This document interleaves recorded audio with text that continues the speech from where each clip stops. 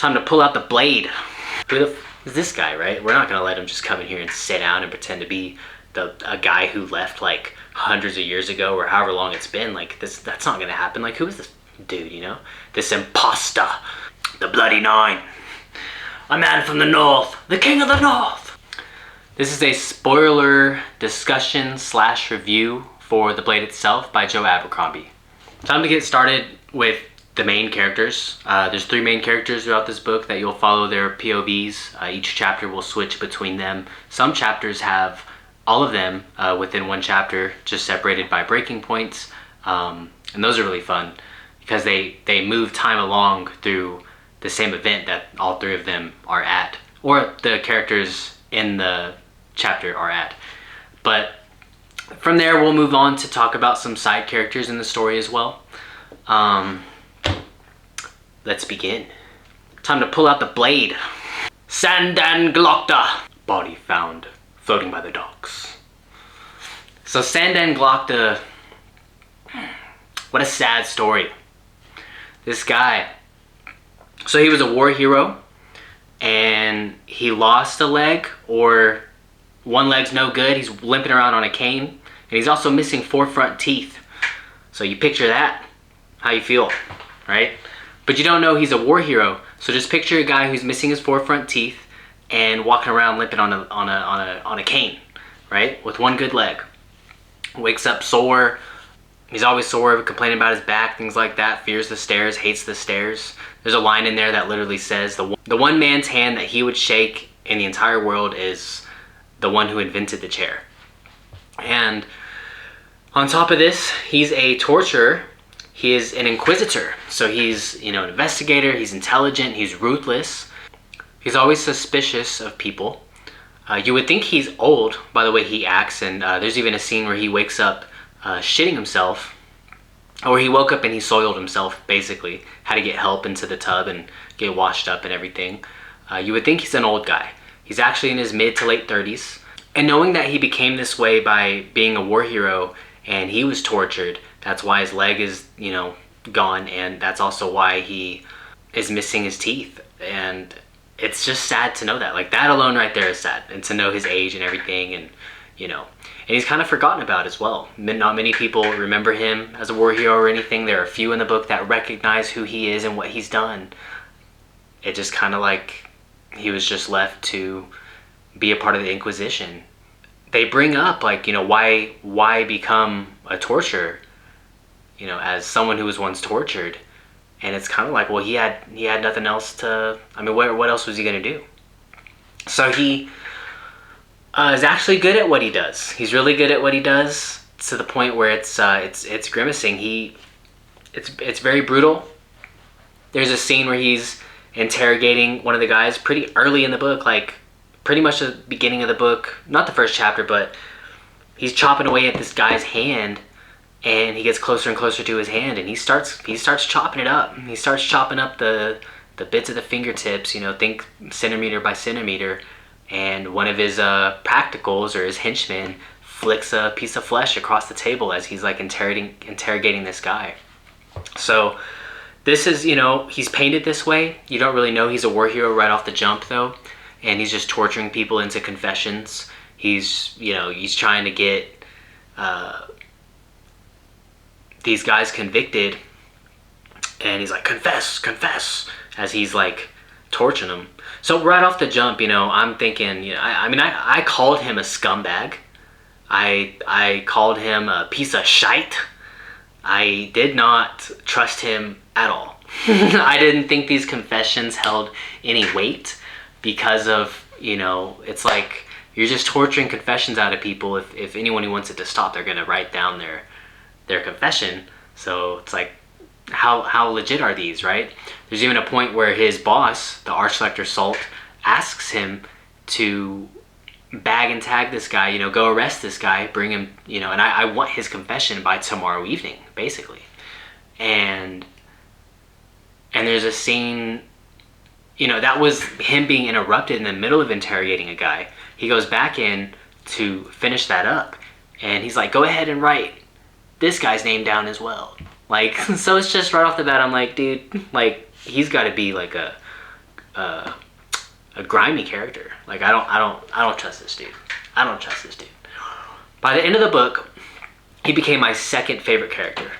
Which, by the way, if you want to take a stab at who you think my first favorite character is, go ahead and put it in the comments below. Also, feel free to tell me who your favorite character is in this book if you've read it. So for me to start off not really liking him or trusting him and just thinking of him in a negative light to him becoming my second favorite character, I think that's brilliant. I think what Joe Abercrombie did with this character is brilliant. He's the most interesting for sure. I really don't know what's going to happen with him going forward. I mean, my favorite scenes with him, definitely just anytime he's talking to the Archlector Salt and you get to see his thoughts. He's the only character you get, you know, italic text with his first person point of view thoughts showing, and then he like says a whole different thing. I mean, that's entertaining. I love those scenes with him and the Archlector. Also enjoyed how he didn't believe who Bayaz was. You know, him and his boss did not believe Bayaz was the first of the Magi, right? I mean, there's a statue of this guy built in the middle of the city, the capital city, Ardua, and he's been gone for ages, right? And all of a sudden he makes his return and he's trying to take his chair on the closed council, and they're like, you know, who the f is this guy, right? We're not going to let him just come in here and sit down and pretend to be a guy who left like hundreds of years ago or however long it's been. Like, that's not going to happen. Like, who is this dude, you know? This imposter. But he does not know. Archlector doesn't know. Jezal doesn't know. So it's fun to see that, and I love that aspect of this being a multi-POV written book, because like we know what's up, but like these characters I don't know. It's fun. Jezal den Luther. Jezal. The Jezzies. I don't know. So rich, high class, nobility, cocky, asshole. This guy is definitely I don't think he's meant to be a favorite character. I highly doubt there's anyone out there who's like, oh, like Jezal Don Luther is the best, you know? Absolutely not. At least not yet. So with Jezal, I actually thought he would be the underdog hero character. That's definitely not the case, right? He actually just winds up being like a super like little crybaby rich dude, rich boy who his position as captain was pretty much bought from his parents and his upbringing, and he looks down on pretty much anyone he doesn't respect or see as an equal. Anyone who's not nobility other than West, which is his friend, one of his very close friends. And West is a guy who earns respect. He's pretty much the only stand-up guy in the entire book up until the end, and he beats the crap out of his sister, but that was crazy. I didn't see that coming. Anyways, so the whole time Jezal is training for the swords contest or the fencing contest, which that was fun. It was a fun build-up to that. I mean, the only thing I liked about it was the forbidden romance that goes on between him and his friend West's sister, right? And because and he sees her as just beneath him. Like, I could never take her home to my family. What would they say? I could never be with her. You know, West is my friend. And these are all kind of, I guess, things I can understand from his point of view. We see this in cultures and how they view that, right? How they view like arranged marriages and just treat it like a business contract versus like an actual marriage and stuff like that. So it's like I can not that I'm for that, but I can understand his thought process on that. But it's like the buildup before he even saw Artie, him talking about women like, oh, like if she's fat and she's da-da-da-da, just, it was very just, you know, you really got a sense of like, oh, this guy's a douchebag. and just the way he talks to people in that scene where Glokta's just like, yeah, you're a dick. Like, but I don't know. I love how he winds up falling for Artie. And I almost thought that was going to be what kind of makes him likable is after this, but it really doesn't. He's still not likable. And even towards the end, but it makes me even more curious to see what's to become of him in the future. Because with what Abercrombie did with Glokta, it's like, well, what is he going to do with Jezal? Pretty much any scene where he's like embarrassed is my favorite. You know, the king calling him by the prince's name as he's celebrating his win on the fencing contest, which wasn't a true win, right? But he him getting told off by Artie. Artie just like called him a puss, like told him like you're just a crybaby, a whiny baby, like you don't know anything about what it's like to suffer. You've everything's been handed to you, you know. And his thoughts on during this is just because you're in his POV, so he's just like, how dare she, like, and then he's just, oh my god, it's comical. It's very comical to read through his chapters, even though like he's not likable.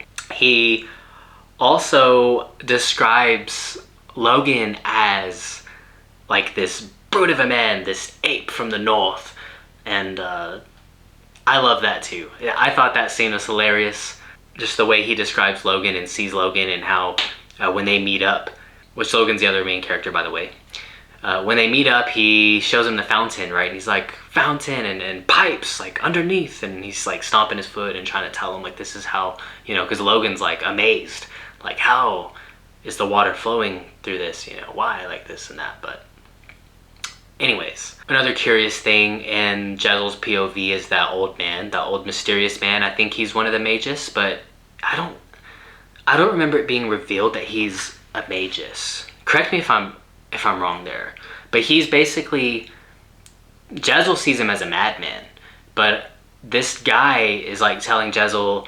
So I remember Jezal, he comes across him and Jezal's talking about how he's quitting fencing. He's gonna quit. He wants to quit fencing. This is before the contest. He's like, I just want to give it up because I don't care about it, you know. I think Artie made him want to prove her wrong. Glokta was also talking shit to him about that, made him want to prove him wrong, which Glokta has won the contest as well. West has won the contest.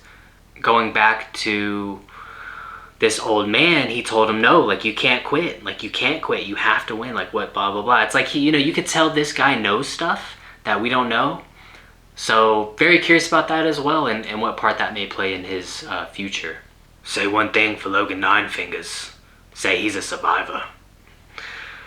Logen Ninefingers, the bloody nine, a man from the north, the king of the north.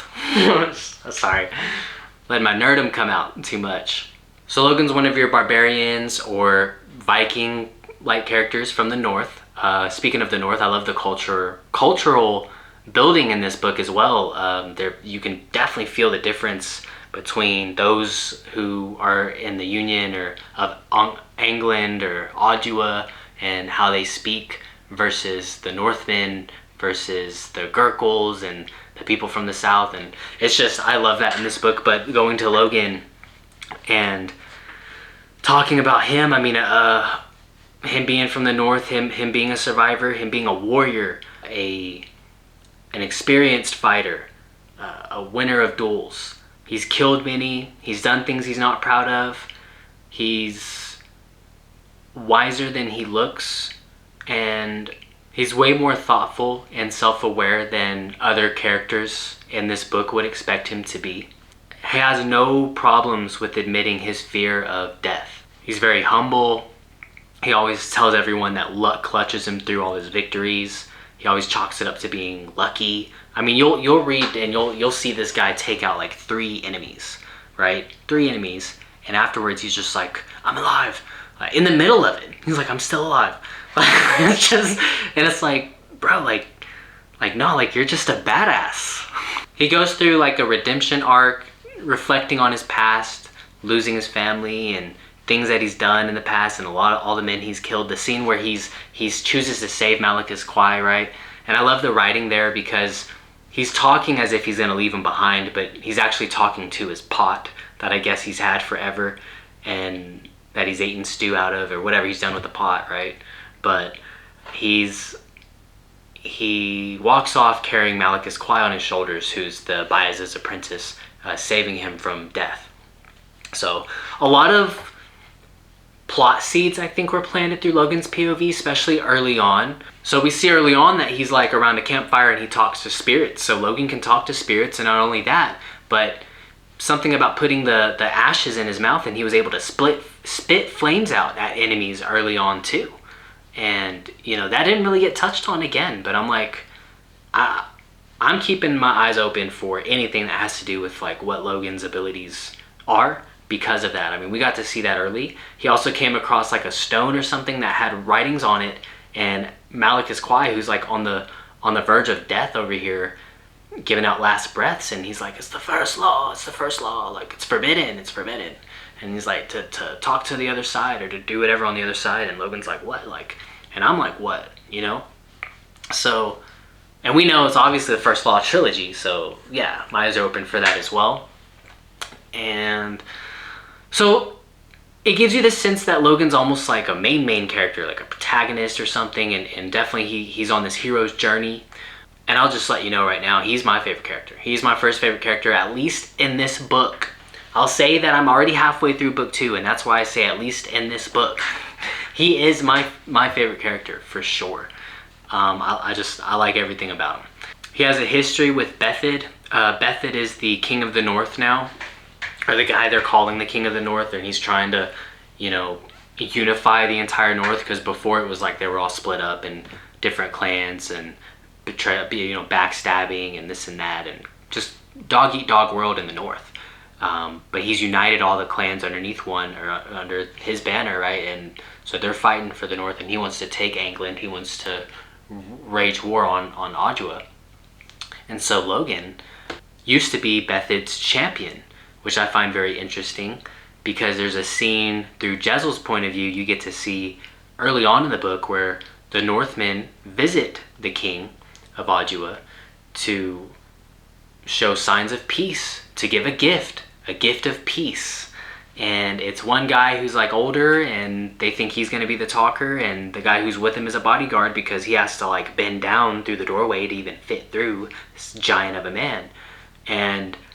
But no, the old guy is a translator, and the giant man is the one who's there to speak.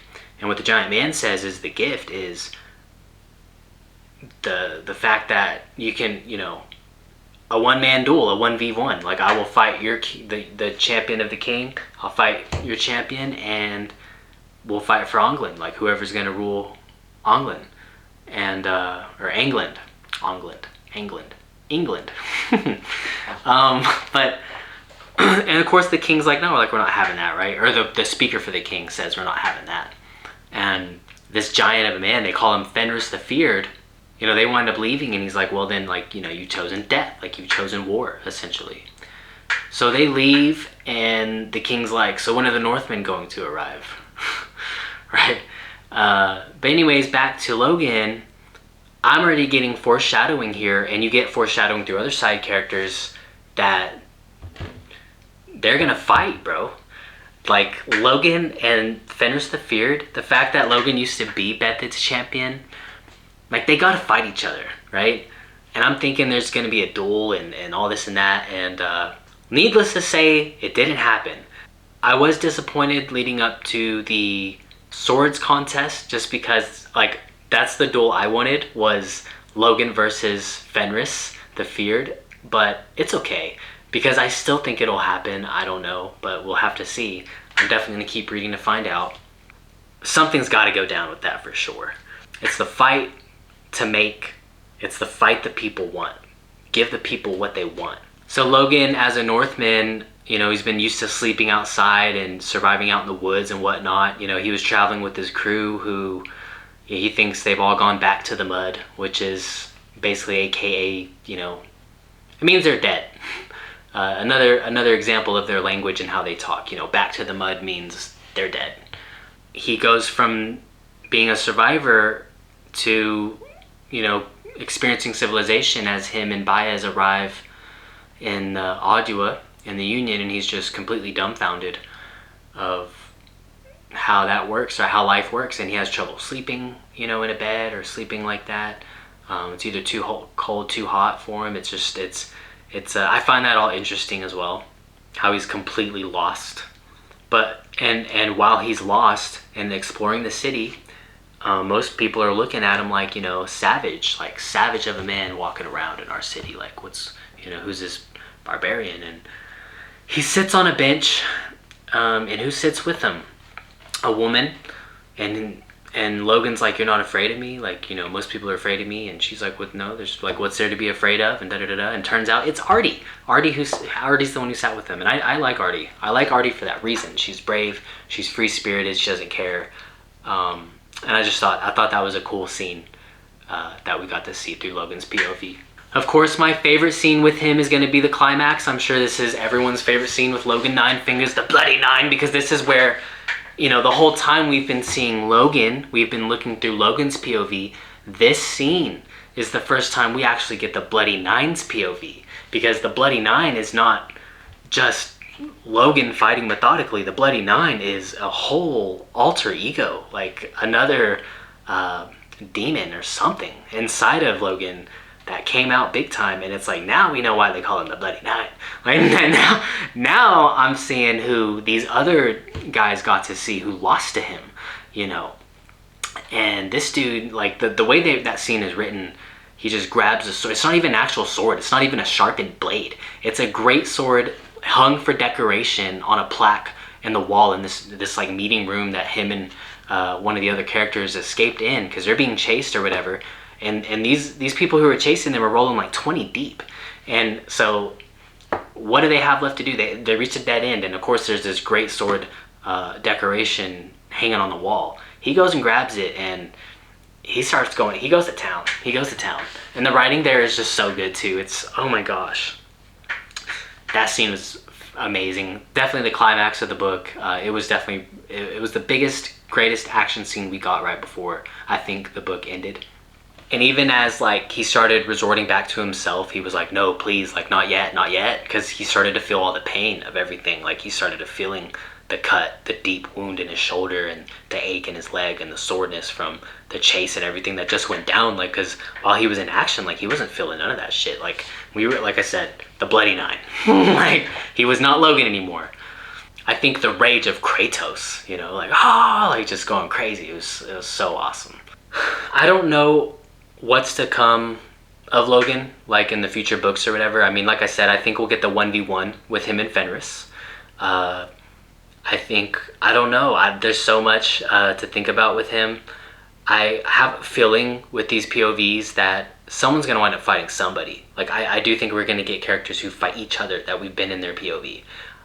Maybe not. I mean, they're all together. They're all allied together under Bayaz right now. But I don't know. I just feel like that's going to happen. If it doesn't happen, that's fine. But I have a feeling that that's going to happen. That two characters we really care about are going to go up against each other. I don't know. Unless it's Jezal, right? I think we'll all know who we'll root for if it's Jezal. I don't know. But in the future, I can't wait to see what else is to become of him, especially knowing now like what he possesses inside. So going into the side characters, I'll start with Ferro, Maljinn, and Yulwei. So Ferro Maljinn, she's stubborn. She's not kind or polite at all. She is, I think she's younger. She seems young, right? They describe her as kind of like a little girl. I don't know how young she really is. I don't remember them mentioning like an age or a timeline for her or anything like that. But she's introduced by the bow. You know, it's like Legolas style, taking out dudes with the bow and arrow. And I'm like, yay! Like we got a cool ranger character like coming in. Like, but then it's like it describes this scene where she's like slashing away with her little blade or whatever, and how fast she is, how quick she is. And I'm like, okay, she's like a little rogue. She's like a little rogue of a character. She's definitely super rough around the edges, and she's almost too brave, like too brave for her own good. I like her. She's kind of, I don't want to say she's one-dimensional. It does seem that there's a lot. It does seem like there's more to her. And again, with these characters, like especially Jezal and including Ferro, like I'm interested to see what Abercrombie does with them as the story goes on over time. How things may change with them. The fact that she came from slavery and hard abuse, you know, and she's just all out for vengeance. That's pretty much her backstory, and that does explain, I think it explains her personality for sure. So she travels with Yulwei, who his mission, I guess, is to get her to Bayaz, and he's a magus as well, so he definitely has powers, and he's making sure they go unseen through their travels. Obviously, one of the coolest scenes in the book is when he fights the Eaters. Him and Ferro fight the Eaters, which Eaters are a special kind of enemy. They're pretty powerful themselves. And there's, you know, we've spoken of the first law, where there's the second law, which is it's forbidden to eat man flesh, and apparently these creatures that eat man flesh, you know, they have powers of their own. Are I guess difficult to kill, but Yulwei definitely does it. He's constantly having to remind her, like, you know, peace, Ferro, like, you know, stay calm, you know, chill out, like, you're gonna get us killed, basically. Like, she's a wild one. The most interesting thing about Yulwei is the conversation he has with Bayaz, which we're gonna talk about here in a second. But when he shows up and she's all trying to kill him, like right off the jump, like she's trying to kill this dude. She's like shooting arrows and they're just like going through him or all around him, and she's tripping because she like doesn't miss. She never misses. So she's like, what?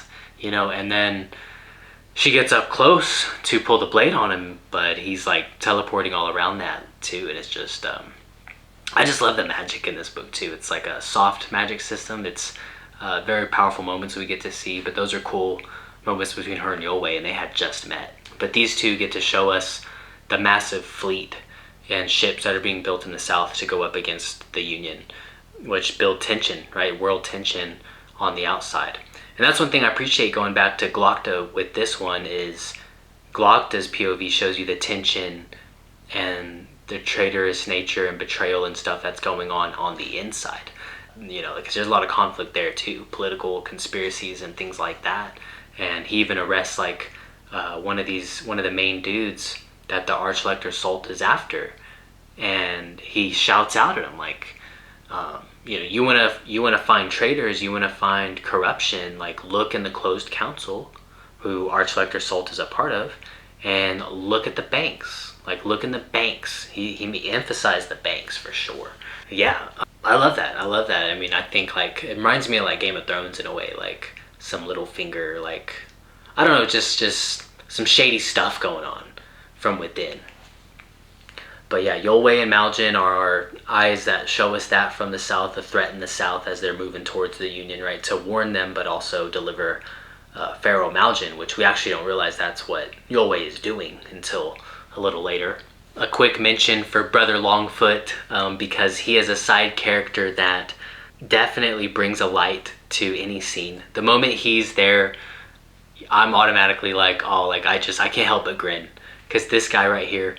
And it's funny because he's like kind of cocky and arrogant in a way too, but nothing like Jezal is. Jezal's like cocky, arrogant, and asshole way, where Brother Longfoot is cocky and arrogant in almost a forgivable way, in a way that feels kind of more ignorant and innocent and funny. It's just funny because he'll go on like, indeed I am, you know, blessed with the talents of navigation or whatever, and indeed, like I don't know.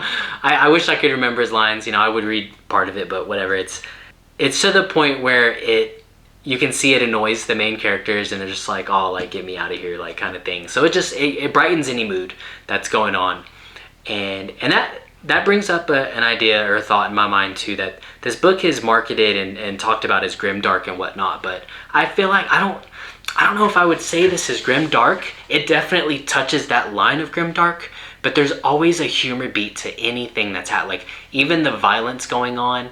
There's like this humor behind it, this humor beat that's going on over it or behind it. So, and then you got this character, you know, and all the characters have moments of laughter. I think that puts this kind of lightness or light tone on the pessimistic world that we're in this book, and also just the violence that goes on in the fight scenes and the action scenes and stuff. Don't get me wrong, it has its darkness, but like if you were to compare it to like Game of Thrones, and I haven't read the books, right, just the show, it's not nearly as dark, at least not yet, which it doesn't seem like it will be though. But Brother Longfoot. Okay, so I'm gonna talk about Dogman and crew. So if Logen is my first favorite in the book and Glokta is my second favorite, this whole group of guys that I'm about to speak about and their side characters, they are like my third favorite, all of them. I love them all. I refer to them as the boys. So the boys consist of Dogman, Toldaru, aka Thunderhead, Grim, Forley, the Black Dow, and Three Trees. So six characters. You get to see a point of view. So you're really in the point of view of Dogman, but you travel alongside all six of these guys. I think I don't know if it hops point of view between them all, but I feel like Dogman is really the main one you're in the POV of, if I'm not mistaken. There's one part though. There's a scene I remember though. I feel like you're like in Three Trees' point of view, but I don't know. You're really in all of them. I love all these guys. Anytime it shows their a chapter, and they don't have many. Like there's very few, but when they do, when I first read a chapter and I saw Dogman, I'm like, who are these guys? Like I felt lost, but you quickly learn as they talk about Logen, Logen Ninefingers. They talk about how they've all lost to him. I think Logen was their leader before Logen went back to the mud, right? So they think he's dead. He thinks they're dead, and they think he's dead. And I cannot wait for their reunion because that'll be awesome to see. But they're so funny, and they all 6 of them have their own distinctions too that make them like so unique in their own way. They're all named men, which is another cool cultural thing of the North.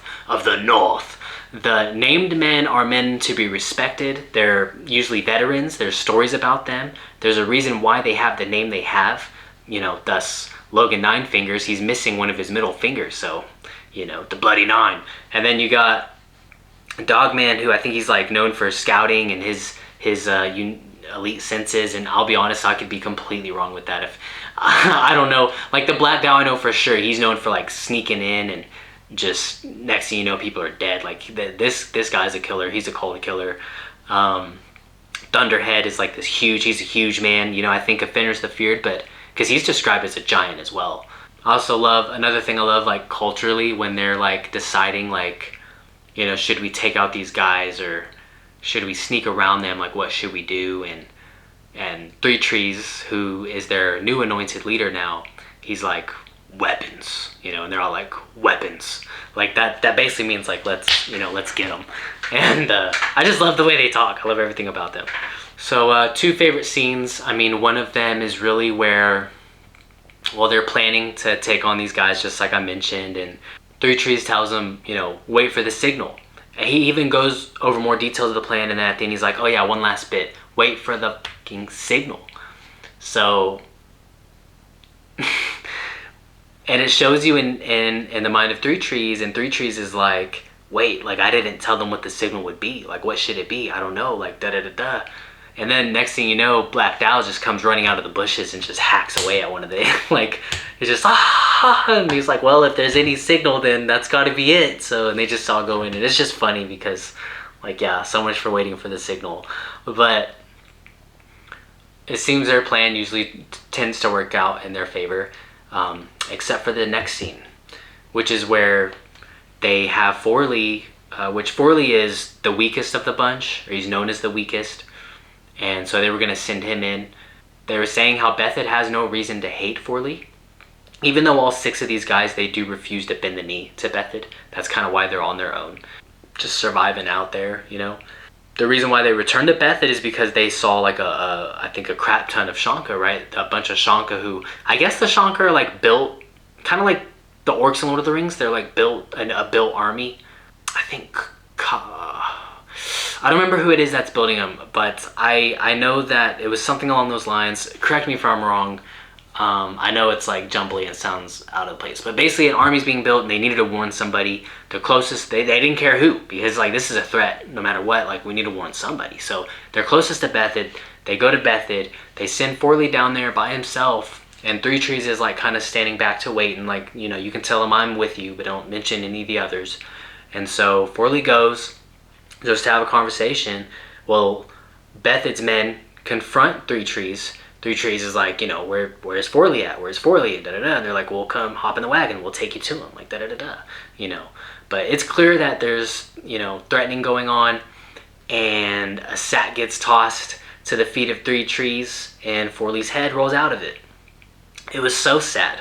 Because Forley hated fighting. Forley was such a kind dude. And even before he was, like, saying his goodbyes too. Like, before he went down there, he was kind of talking like he knew this was his time.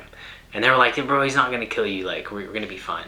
The moment, and again, the plan was like, well, wait for the signal. And I remember Dogman saying like, well, that's the, screw it. Like, there's the signal. And he just shot away. And they all just went in on these guys and avenged Forley. But in a way. But yeah, it was a sad moment. It was a sad moment. And as they said their goodbyes to Forley as well, I just felt so heartbroken. And it's just crazy because these are side characters. So they head to the Union now to fight with them, which is very interesting. And thus I'm like highly anticipating the reunion between them and Logen. So can't wait to see their future. And I hope we get way more chapters of them in the books to come. Last but not least, I'll bring up Bayaz, the first of the Magi. So Bayaz, first of the Magi, is supposed to be like this all-powerful wizard. He comes out and you see that he's bald. He has he's just like this, I picture, he was described kind of like a blacksmith type of character. He's like swole and he's bald and he's a big dude. Not your typical mage. But a mage he definitely is. He shows many moments of power. We get to see him pretty much wipe out like a whole battalion. I don't know about a battalion, but you know, like a group of enemies to save him, Logen, and Malachus Kwai with fire magic, and it was like super dope. Like melted them all essentially from the inside. It's crazy. One of the, I forgot, Black Toe. I think Black Toe was like the named man that was sent after Logen, which he knew Logen and respected Logen, and they had, you know, they went back or whatever too, and they had their conversation. But yeah, Logen chopped him down, and even Logen was like, you know, I'm not proud of this or whatever. But it was just the first, I think, big show of power of the magic that we saw. Moving forward, we see that Bayaz is wise. He definitely knows more than anyone else that we've seen in the book or any other characters for sure. He is mostly the carrier of the lore that we get in this world and the history of what's happened and what's all happened before now. I mean, like I said earlier, there's a whole statue of this guy in Ardua that was built years ago. So he's an ancient figure, and he's gathering people for his cause. He gathers Logen. That was what the spirits told Logen in the beginning of the book. Like, a mage seeks you. You know, the first Magi seeks you. He wants you to go to him. And that was, out of the 3 things he was told by the spirits, it was like, that was like, okay, well, that's where we're going to go. So he also was the reason why Ferro was brought in. He also chose Jezal to be a part of their group or whatever. He hired Brother Longfoot, the navigator. So Bayaz is making moves, big moves that we don't understand yet. It seems like everything centers around Bayaz for sure. The magic centers around him. The plot centers around him. The mystery centers around him. As far as what's overarching, right? The first law.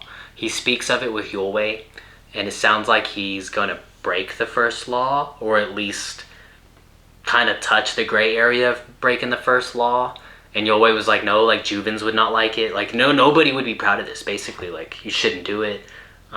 It's risky. It's, you know, it's not smart to do. And Bayaz is like, you know, and that right there makes me wonder if Bayaz is going to be someone that has to be stopped in the 3rd book or something. Bayaz might turn out to be an antagonist. I don't know. But I'm mostly interested in, why did he choose Jezal? Why did he choose Jezal? Like, I don't know. Ferro we can understand, because they talked about Ferro, right? Yulwei delivered Ferro to him, Ferro Maljinn, and he said that something about she's going to have to be the one to carry the seed, or she's one to carry the seed or something. There's like the seed that that was hidden away or locked away, and that's what Bayaz is looking for. So, and I think she has to carry it, right? She has to carry something. The one ring to rule them all, I don't know. But I know that Logen had to have been chosen, right, as a warrior for their party. I don't know that either. Maybe there's more to him that we don't know. So I can't wait to see like all my questions answered, and if I'm right about anything that I've seen so far.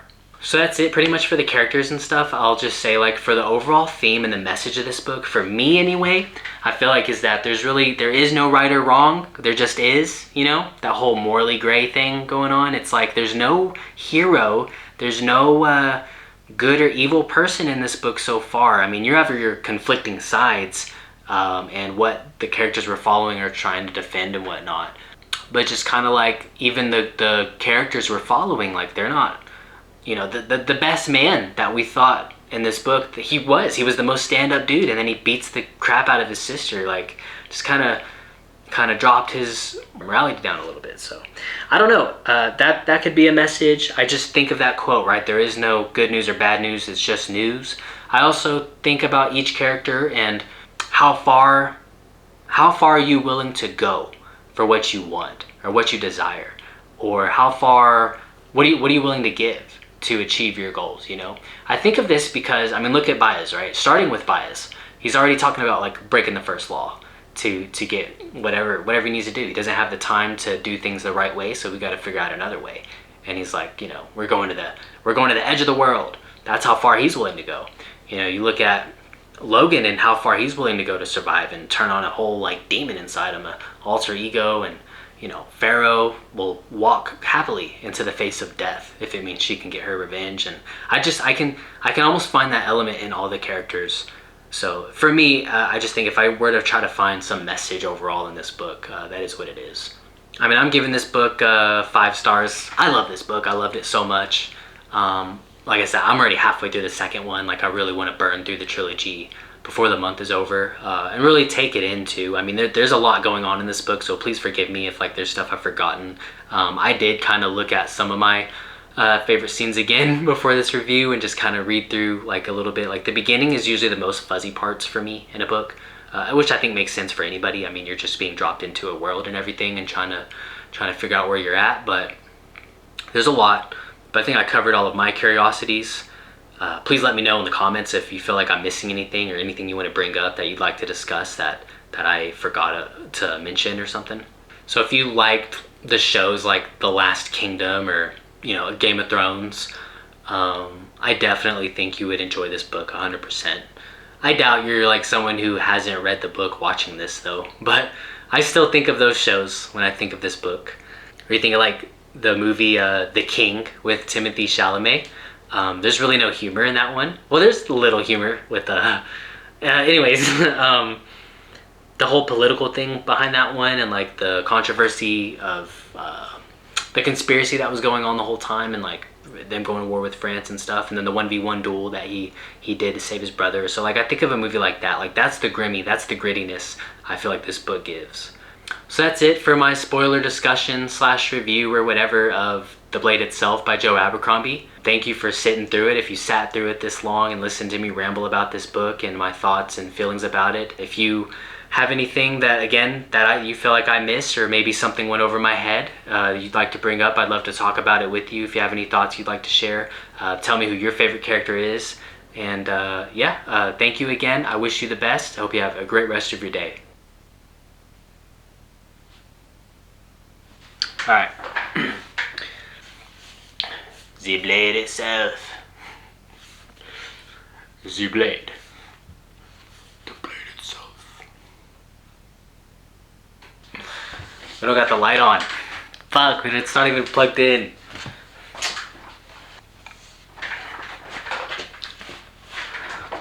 The blade. The blade itself by Jezal Abercrombie.